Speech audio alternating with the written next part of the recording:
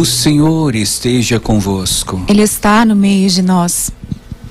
Proclamação do Evangelho de Jesus Cristo, segundo Marcos. Glória a vós, Senhor. Naquele tempo, Jesus e seus discípulos atravessavam a Galileia. Ele não queria que ninguém soubesse disso, pois estava ensinando a seus discípulos. E dizia-lhes: o Filho do Homem vai ser entregue nas mãos dos homens, e eles o matarão. Mas 3 dias após sua morte, ele ressuscitará. Os discípulos, porém, não compreendiam estas palavras e tinham medo de perguntar. Eles chegaram a Cafarnaum. Estando em casa, Jesus perguntou-lhes: que discutíeis pelo caminho?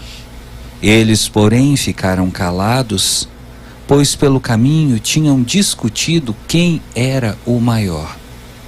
Jesus sentou-se, chamou os 12 e lhes disse: se alguém quiser ser o primeiro, seja o último de todos e aquele que serve a todos. Em seguida pegou uma criança, colocou-a no meio deles e, abraçando-a, disse: quem acolher em meu nome uma destas crianças, é a mim que estará acolhendo.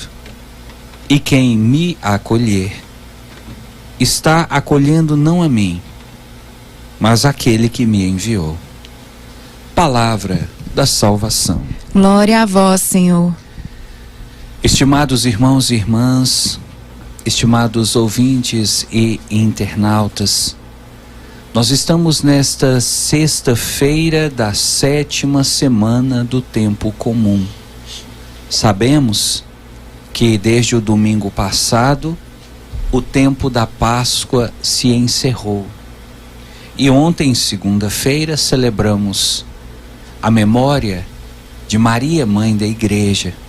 Após a celebração desta memória, a Igreja retoma então o tempo comum, que celebrávamos antes de entrarmos na Quaresma lá atrás. Você deve estar lembrado, antes de vir o Carnaval, antes de vir a Quarta-feira de Cinzas, estávamos celebrando o tempo comum. E aí, com o início da Quaresma, o tempo comum ficou interrompido. Agora que passou a Quaresma, passou Semana Santa, passou 50 dias de Páscoa, nós voltamos ao tempo comum.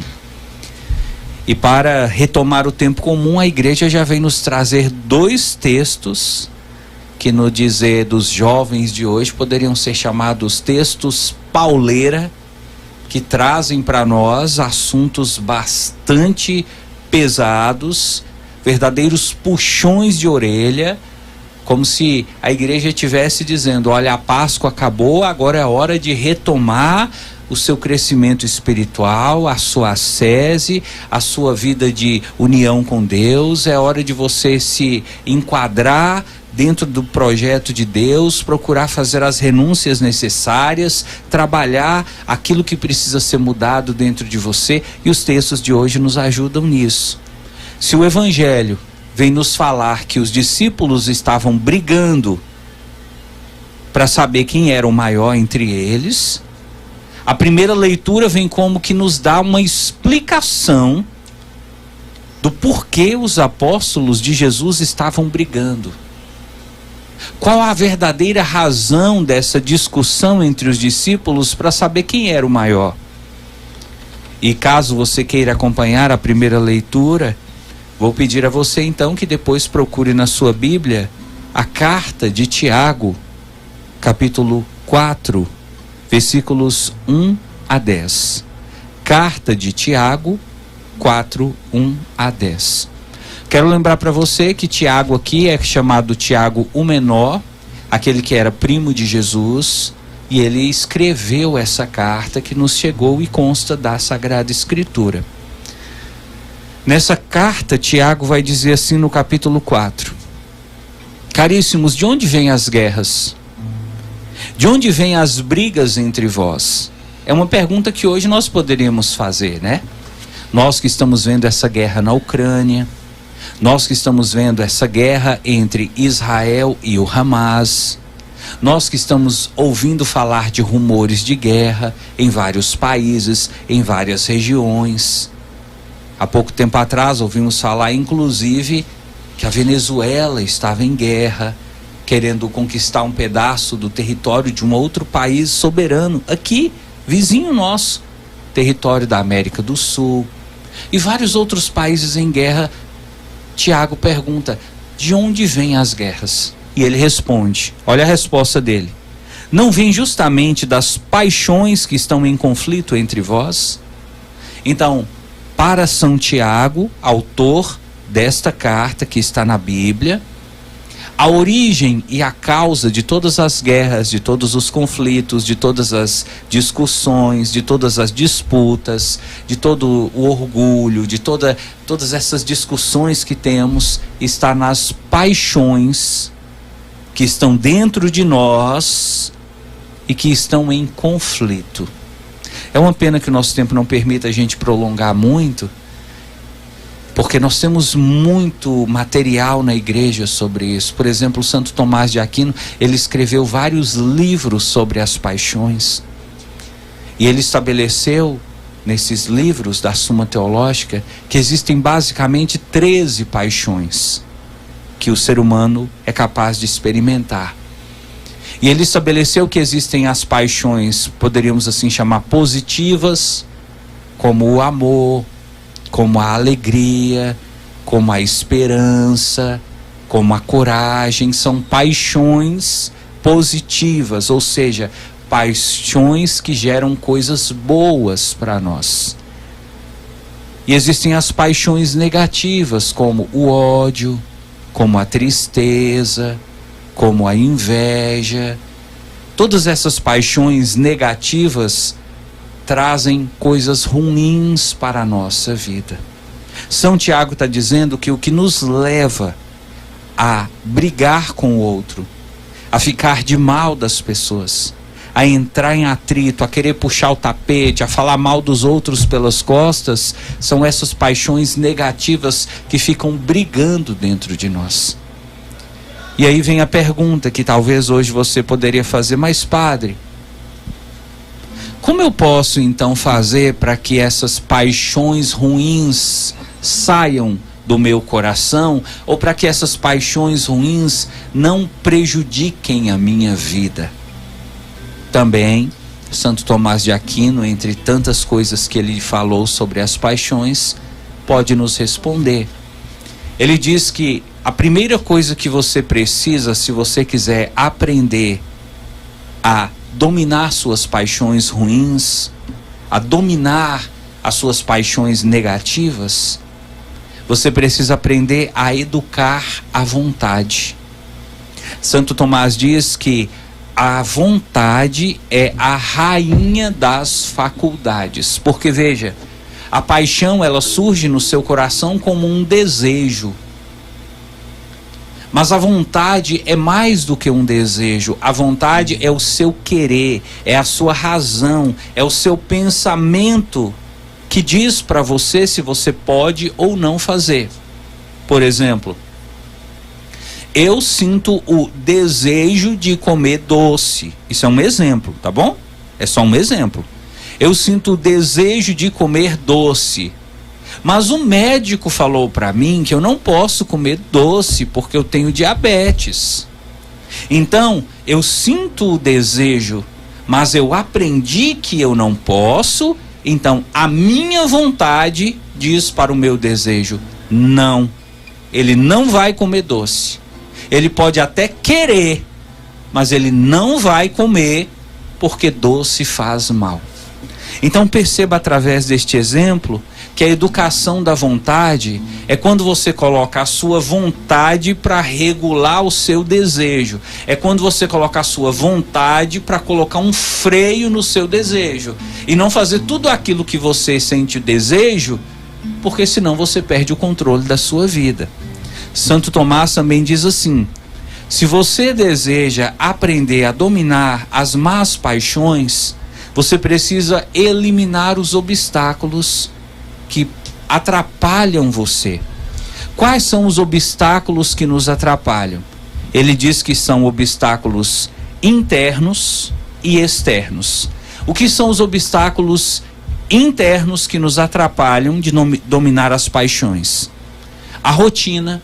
Por exemplo, talvez você viva uma vida tão corrida que por mais que você queira dominar uma paixão, você não consegue, por causa da sua rotina. Quer ver outra coisa? A indecisão. Você no fundo fica sem saber se você deve ou não fazer aquilo. Se você deve ou não cometer aquele pecado, se você deve ou não comer aquele docinho. O médico falou que não pode, mas será que um docinho só? O que um docinho vai fazer? Será que eu vou morrer por causa de um docinho? Então você fica indeciso, e a sua indecisão te atrapalha de dominar as suas paixões. A preguiça. O médico falou que eu tinha que fazer caminhada, o médico falou que eu tinha que fazer exercício, que eu tinha que fazer academia por causa desse problema de saúde, mas eu tenho uma preguiça, um desânimo, eu não vou não.